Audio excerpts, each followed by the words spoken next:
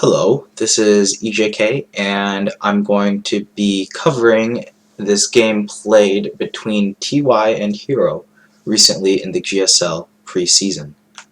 Bump.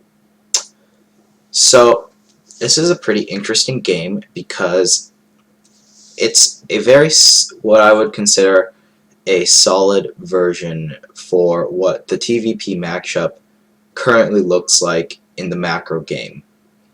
Both players open up, spoiler alert, both players open up for fast thirds, and they aren't too concerned with the aggression that the other player can put out at them. Instead, they assume that their build can hold any aggression and that their opponents have prepared for aggression, and so dedicated attacks aren't something that either player will want to do. This is just a straight up macro game, and whoever wins, it's based off of just better decision making, army positioning, and really big things, not just kind of gimmick timings.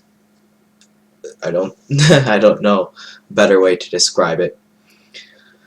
So TY here going for a Reaper expand.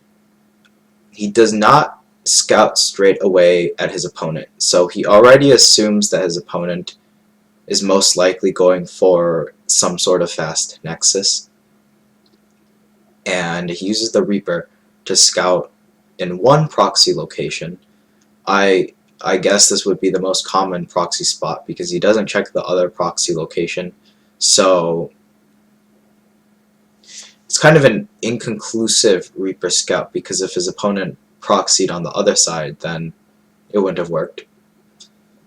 But now the Reaper is going across the map, and TY does a little cool thing. So the Adept can chase down the Reaper with the Shade, but TY stays close to a ledge so that he can jump onto it as the Adept comes by. So to keep the Reaper alive against an Adept, simply keep your Reaper next to a ledge that you can jump up that the Shade cannot reach you. We see Hero going for a nice little dedicated, I guess, semi-push, but this is more of a scout than anything. The addition of the probe means that he can put on some very strong pressure with the mothership core and the pylon. He has enough energy for a recall as well and a pylon overcharge if his opponent is doing some sort of aggressive build. So this is by no means a greedy build at all. He might actually not have enough for a recall and a pylon overcharge right now, but the fastest Widow Mine drop would not hit until about the 4-ish minute mark, depending on the map. To get to the other side, it would take an additional 20-ish seconds, so the fastest Widow Mine drop off of a gas first wouldn't hit for another half a minute. This scout is very good for Hero. He gets to see that his opponent has gone for a fast third command center, and rather than trying to punish it, he chooses the more economical option to punish it by taking a fast third base. TY is able to scout the starport and the oracle coming. He has made a cyclone on the other side of the map, so this oracle isn't going to be able to do much damage, but Hero still finds very good usage of it nonetheless. In the early game, both players are going for fairly defensive builds. TY is focusing on Marines, Cyclones, and Widow Mines. He's going to make a couple Widow Mines from his factory for defense to be able to secure his fast third, whereas Hero is going to rely more on mothership core and pylons, whilst getting a good scouting with the double oracles as well. TY is the one I would consider playing slightly greedier by getting double upgrades, whereas Hero, on the other hand, has opted instead for a Twilight and only a single forge. So I would call this build by TY, he's trying to defend everything. I don't think, personally, he can defend against some sharp all-ins. I don't think he even scouted a third base by Hero. He just kind of made the assumption that Hero would take a third base. That's a nice play by Hero. He saw with the Adept where the Cyclone was, so he was able to go in with the Oracle and get 3 kills. And this is good usage by the Stasis Ward because you can't even just kill it. You have to burn a scan, and I'm not sure if the Marines outrange it or not. You can lock on with the Cyclone, I suppose. But this is cool play from Hero. I've had this done to me a couple of times, so whenever I see at least one Oracle out, I try to at least send a Marine early before I take my third to trigger the stasis before it goes down, or before my third command center goes down. As we approach the mid-game, TY has just finished his starport right now, and the first 2 units that he gets out of his starport are 2 Liberators. So what that tells us is TY is still playing ultra defensive, and the bunker timing over here as well also indicates to Hero that TY is playing very defensively. The fact that there are also 2 medevacs not out on the field yet, somewhat because of the 3rd CC, but more importantly because of the double upgrades and the greed that TY has gone with his build, indicates to Hero that TY is playing very safe, so the best way to punish that is to take a fast 4th base, as we see Hero do here. I'm not the biggest fan of Hero's 4th base location though, because this is what I would like to... pause, really... that pause. It's really hard to pause, I guess, now with the new Twitch. But the 4th base, essentially, this 4th base is I would like to call an all-in 4th base, because it doesn't set you up for a very good 5th base location, and it's a bit farther away. It's on your opponent's side of the map as well, so it leans towards more aggressive play, because the standard 4th base you would take as a Terran player is over here, and so it gives you a more direct attack path, and it allows you to defend your 4th base as you're attacking, because it's along the path. So I think the best reason to take it would be if you're doing a dedicated 4-base attack of some sort, which is a bit tricky to do considering how defensive TY is being this entire time. He has turrets up at his natural over here, and he has 1 Cyclone patrolling the main area over here. So he has 3 turrets and a Cyclone prepared to deal with any Warp Prism drops. That can be so annoying. So TY's first 2 medevacs are now out on the field at around the 8-minute mark.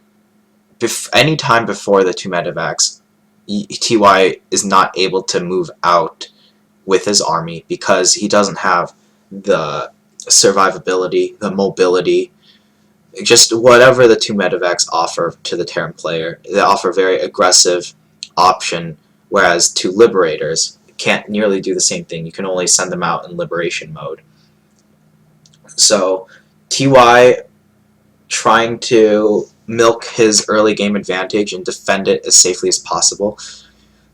He's 2-2 is already halfway done, and he's going to be moving out around the time that 2-2 finishes. So he's looking to do a big 2-2 timing attack with Liberators as his mid-game push. Hero, on the other hand, I believe that's only +1 or +2 attack, and he only has 1 forge as well off of 4 bases. He's also floating a lot of money. He gets pylon blocked at 171 out of 172 supply, which is very unfortunate, and we don't see him add additional gateways to keep his money down. I would have liked to see Hero either go for a large gateway timing attack of some sort, or go for faster Tempests. The fact that he took his 4th base, he only has a single upgrade, and if he added more gateways, I think he could have done a nice timing attack to deny TY's 4th base. TY's 4th base is now just starting, I believe. Hero's 4th base has been up for a very long time already, about a minute. TY scouts that the 4th base is over there, and so he's repositioning his army. This is his army has just started to roam across the map as soon as it got to 2-2, and he knows his opponent only has +2 attack, so TY is up by 2 upgrades. His army can take favorable engagements. Not against a straight-up army like that, but they can find openings and do good damage. And what we see here is TY positioning his army between the 3rd base and the 4th base, and he's going to do a multi-pronged attack with this Liberator at the natural, a drop into the 3rd base, and then another attack into the 4th base of Hero as well. And we see why it's very difficult to defend the 4th base of Hero, because you have to dedicate so much defense to that, but then also make sure that your other bases are secure as well. And TY did a great job of finding a weakness in Hero's defenses in order to pick off that 3rd base. We see Hero floating almost 3k minerals. He hasn't added on additional gateways. I believe he's only at about 10, and he took his 4th base extremely early. So although this was a good pickoff for TY, Hero still has a much better economy than TY does. Not losing these 3 medevacs over here pins Hero back. The difference between getting this third nexus and losing most of your army and getting it and getting out with all of your army means that TY can do additional damage against Hero because he still has his full force there pressuring this area. And if Hero had his 4th base, it would have been a lot easier to defend the 3rd base and 4th base and split your army up between the main and the natural. We see Hero here trying to go for a big attack.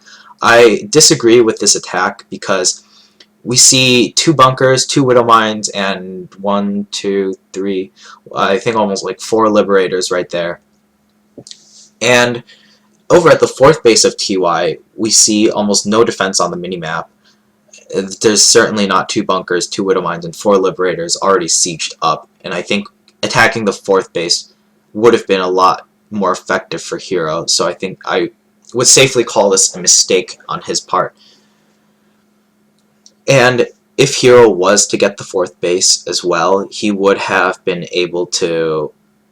still been in a good spot economy-wise, because he still has that 4th base running, and it would essentially be 3 bases versus 3 bases. A much better spot than the 3 bases versus the TY going up to 4 bases we have in this situation. Now TY's late game involves getting, after he's so he's basically been turtling. He did one nice drop that caught Hero out of position that took his 3rd base down. Hero still hasn't retaken it because he tried to do a counterattack rather than defend. Again, I said that 4th base is all about attacking, in my opinion, and Hero's not doing a very good job. He's being very indecisive. He's been floating roughly 2k minerals for the past couple minutes, which is very painful to see. If he just added more gateways, he would have been fine. He tries to do a timing attack now at the 4th base, but the timing has long passed. TY has the sensor tower up, TY has the Liberators repositioned, his bio army is already there, and Hero wasn't able to find an opening with his army that he has now. And seeing that he can no longer really attack into TY's army is now overtaken Hero's army in terms of army power. We see on the production tab Hero going up to Stargate and a fleet beacon, whereas TY is going for ballistic air upgrade, ballistic range I think it's called, on the Liberators.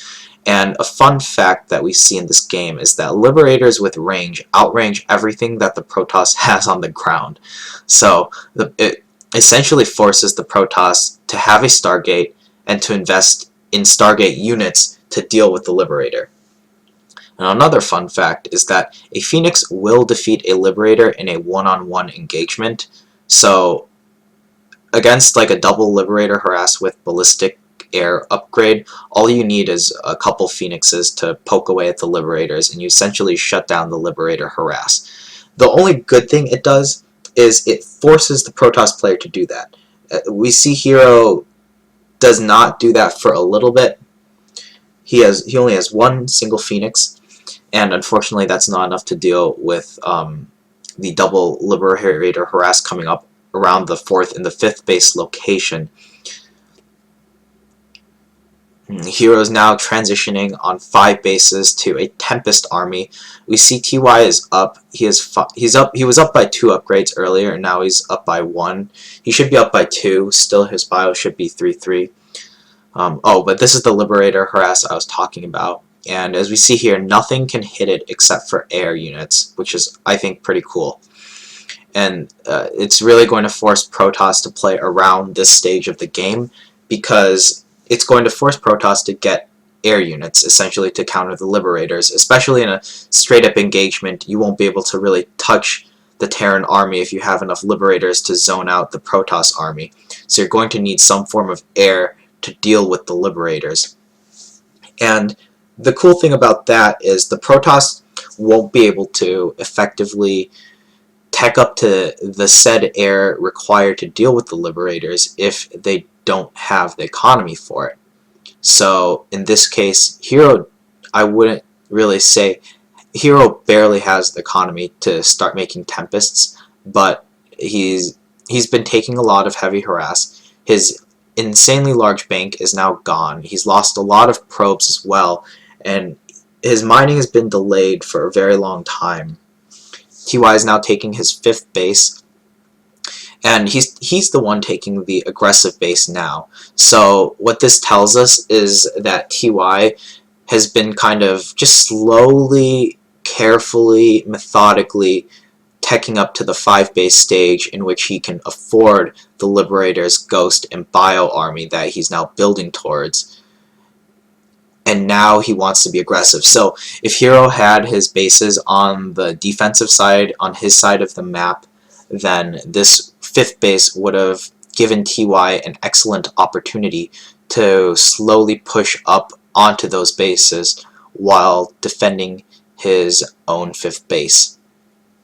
We see more Liberator harass coming out of TY, and Hero, all game, he's been trying to push into TY, but we've seen the defensive capabilities of the Liberators. Those were great EMPs, but the defensive capabilities of the Liberators has shut down these gateway army attempts at trying to get damage done. These Liberators are doing so much damage, not really because Hero has nothing to deal with them, but more because Hero is trying to attack, and this isn't really the right decision right now. He's essentially, his army is just caught out of position, and he's trying to go for a fight because he knows he's taken way too much damage. I think he could still stabilize if he played defensively, but I think he's just afraid of the Ghost Liberator bio army that TY is making, and that army is significantly stronger than Hero's army right now. So Hero needs to attack before the army gets too powerful, which is, I think, what his line of reasoning is for attacking into this. Unfortunately, TY, or fortunately for TY, unfortunate for Hero, TY has not only a good flank setup, he also has plenty of ghosts for EMPs. He beats this army with 0 Liberator support as well, and if he really needed extra defense, he would have added on the Liberators, and that would have definitely solidified his defense to defend any timing attack that Hero might have been trying to do to hit the 5th base, and then you can counterattack as well, because the Protoss army will be out of position, and you can get some damage done with like a 2 or 3 medevac drop. So a lot of interesting things that went on in that game. And I'd be happy to hear your guys' thoughts and discussions about this. I've already given my opinions about some major blunders that Hero made that could have allowed the game to go on longer, and what TY did that forced Hero into a specific tech. So happy to hear your guys' opinions about it. Just leave a comment below, and If you also have any specific games from the GSL or SS qualifiers that you'd like me to go over, just leave a link with the VOD and I will make a video of it as soon as possible, guys. Until then, see you all next time. Peace.